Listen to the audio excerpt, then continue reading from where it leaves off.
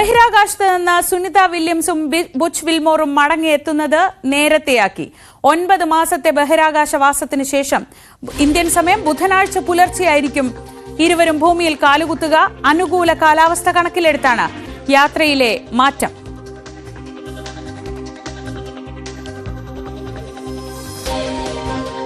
PG Sajith വിവരങ്ങളുമായി news ഡെസ്കിൽ നിന്ന്. സജിത്, 9 മാസം ബഹിരാകാശത്ത് താമസിക്കുക മാത്രമല്ല നിരവധി റെക്കോർഡുകളും സ്വന്തമാക്കിയാണ് സുനിത വില്യംസ് മടങ്ങിയെത്തുന്നത്.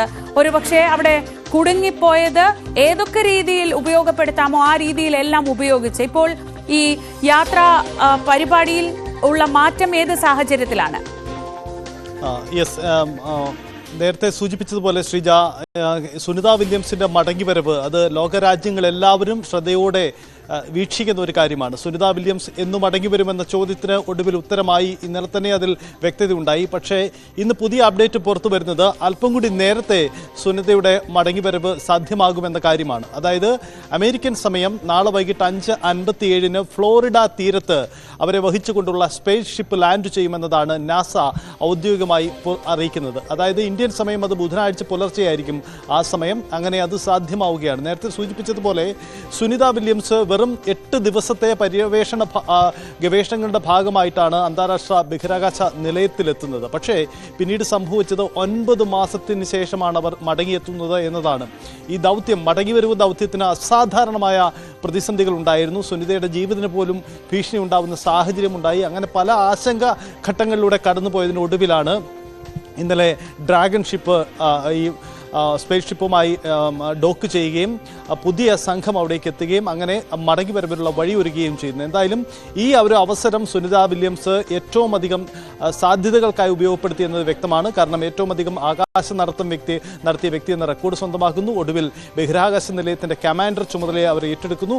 അങ്ങനെ സുപ്രധാനമായ നിരവധി ഘട്ടങ്ങൾ പിന്നിട്ടാണ് സുനിത വില്യംസും ബുച്ച് വിൽമോറും അടങ്ങുന്ന സംഘത്തിൻ്റെ മടങ്ങിവരവ് സാധ്യമാവുന്നത്. നാളെ വൈകിട്ട് അമേരിക്കൻ സമയം 5:57 ഫ്ലോറിഡ തീരത്ത് അവരുടെ സ്പേസ് ഷിപ്പ് ലാൻഡ് ചെയ്യുമെന്നാണ് ഇപ്പോൾ നാസ ഔദ്യോഗികമായി അറിയിച്ചിരിക്കുന്നത്. എല്ലാവരും ഏറെ ശ്രദ്ധയോടെ ആകാംക്ഷയോടെ കാത്തിരിക്കുന്ന നിമിഷമാണിത്. ബുധനാഴ്ച പുലർച്ചെ ഇന്ത്യൻ സമയം അവരുടെ ലാൻഡിംഗ് കൃത്യതയാവുന്നു. ഇത് സംബന്ധിച്ച എല്ലാ ക്രമീകരണങ്ങളും ഒരുക്കി കഴിഞ്ഞിരിക്കുന്നു എന്നതാണ് നാസ അറിയിച്ചിരിക്കുന്നത്. സഹിത ഒരുപാട് വാർത്തകൾ വരുന്നുണ്ട്. അതായത് അവർ തിരികെ ഭൂമിയിലെത്തുമ്പോൾ ഇത്രയേറെ നാളുകൾ 9 മാസത്തോളം ഗ്രാവിറ്റി ഇല്ലാത്ത ഇടത്ത് ജീവിച്ച് തിരികെ എത്തുമ്പോൾ അവർ നേരിടുന്ന വെല്ലുവിളികൾ, അങ്ങനെ പല പല കാര്യങ്ങളുണ്ട്. ഒരുപക്ഷെ നമ്മുടെയൊക്കെ ഈ ഒരു ആയുസ്സിൻ്റെ കാലത്ത് ബഹിരാകാശ സഞ്ചാരികൾ നേരിട്ട് ഒരു ഗ്രൂപ്പിനെ സ്വീകരിക്കുന്നത് നമ്മൾ ഇന്റർനാഷണൽ സ്പേസ് സ്റ്റേഷനിൽ സ്വീകരിക്കുന്നത് കാണുന്നു, അവർ സംസാരിക്കുന്നത് കേൾക്കുന്നു, പറന്ന് നടക്കുന്ന മൈക്ക് കാണുന്നു. അങ്ങനെ ഒരു ചരിത്ര നിമിഷം തന്നെയാണ് സുനിതയും ബുച്ച് വിൽമോറും മടങ്ങിയെത്തുമ്പോൾ.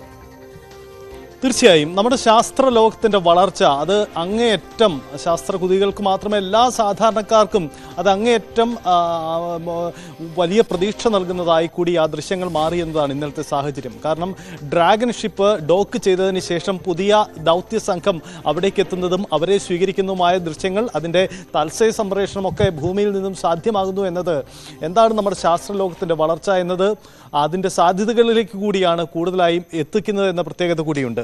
മറ്റൊന്നുകൂടിയുള്ളത്, വെറും 8 ദിവസത്തെ പര്യവേഷണത്തിന് അവിടെ എത്തിയ സുനിത വില്യംസ് ഈ നാളുകൾ ചിലവഴിച്ച് അവിടെ അതിൻ്റെ സാധ്യത ഉപയോഗപ്പെടുത്തുകയും അവിടെ നിന്ന് പലപ്പോഴും ഭൂമിയിൽ നടന്ന പല പ്രധാന ഇവൻറ്റുകളും അവിടെ നിന്ന് അതിന് ആശംസ നേരുകയും ആഘോഷത്തിൽ പങ്കെടുക്കുകയും ഒക്കെ ചേരുന്ന ആ നിമിഷങ്ങൾ അത് സ്വാഭാവികമായും വലിയ തരത്തിലുള്ള നമ്മുടെ ശാസ്ത്രത്തിൻ്റെ വളർച്ച, നമ്മുടെ പര്യവേഷണങ്ങളുടെ വളർച്ച, അതിൻ്റെ വിജയമൊക്കെ നൽകുന്നു എന്നതുകൂടിയാണ്. അതുകൂടി അതിൽ പ്രതിഫലിക്കുന്നു എന്നതാണ് ഏറ്റവും പ്രത്യേകതയുള്ള കാര്യം. എന്തായാലും സുനിത വില്യംസിനെ സംബന്ധിച്ച് ഇതുവരെ ബഹിരാകാശ യാത്രികർക്കോ ആർക്കും ഉണ്ടാവാത്ത ഒരു വലിയ അനുഭവം പങ്കുവയ്ക്കാനുണ്ട്.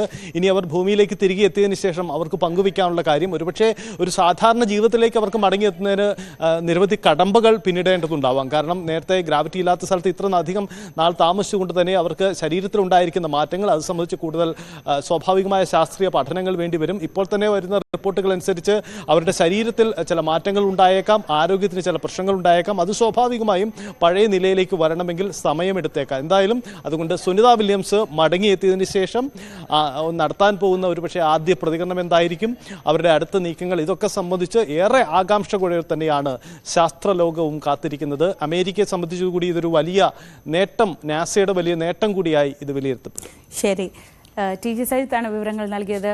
നമ്മുടെയൊക്കെ ചെറുപ്പകാലത്ത് നമ്മുടെയൊക്കെ തലമുറ ഒരുപക്ഷെ ആദ്യത്തെ ബഹിരാകാശ സഞ്ചാരി, ആദ്യത്തെ ബഹിരാകാശ പര്യവേക്ഷണ പേടകം, ഇതൊക്കെ ഒരു പാഠപുസ്തകത്തിൽ നിന്ന് ടെക്സ്റ്റ് ബുക്കിലാണ് വായിച്ച് പഠിച്ചതെങ്കിൽ ഇതാ 9 മാസം ബഹിരാകാശത്ത് താമസിച്ച് തിരിച്ചെത്തുന്ന സംഘത്തെ, രണ്ടുപേരുടെയും സംഘത്തെ നേരിട്ട് കാണാൻ, അവർ തിരിച്ചെത്തുന്നത് നേരിട്ട് കാണാനൊക്കെ സയൻസ് നമുക്ക് അവസരമൊരുക്കുകയാണ്.